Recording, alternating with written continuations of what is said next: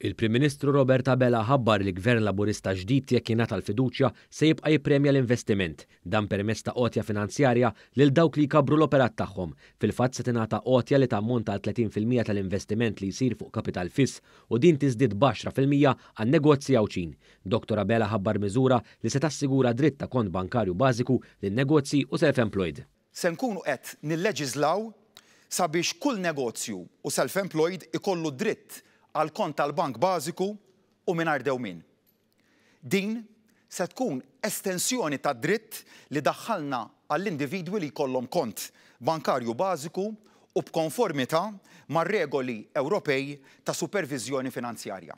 Il-Prim Ministru ħabbar ukoll l-introduzzjoni ta' Credit Review Office li bħalu hemm f'diversi pajjiżi Ewropej biex tiffaċilita self għan-negozji u jagħmel rakkomandazzjonijiet lil banek. Wara diskussjoni ma' diversi operaturi, Dr. Abela tenna li nħass il-bżonn li jiġu ċentralizzati l-proċessi kollha ta' due diligence għan-negozji biex tiġi eliminata l-burokrazija. Din il-miżura mhux talli se tifranka l-flus u l-ħin lin-negozji imma se tgħin iżżid l-effettività tan-negozji.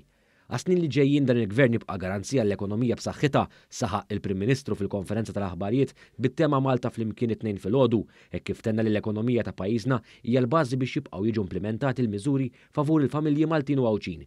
Dr. Abela tenna li għażmien li ġej il-prospetti jibqgħu kbar u bekk grazzi għal pjan ambizzjuż ta' dan il-gvern u l-kredibilità li ħaddan, in-negozji ma' dan il-gvern jafu fejn qegħdin. Għalhekk il-Prim Ministru ppreżenta dawn il-proposti għall-leġislatura li jmiss fi żmien fejn intlaħqu l-livelli ekonomiċi għal qabel il-pandemija.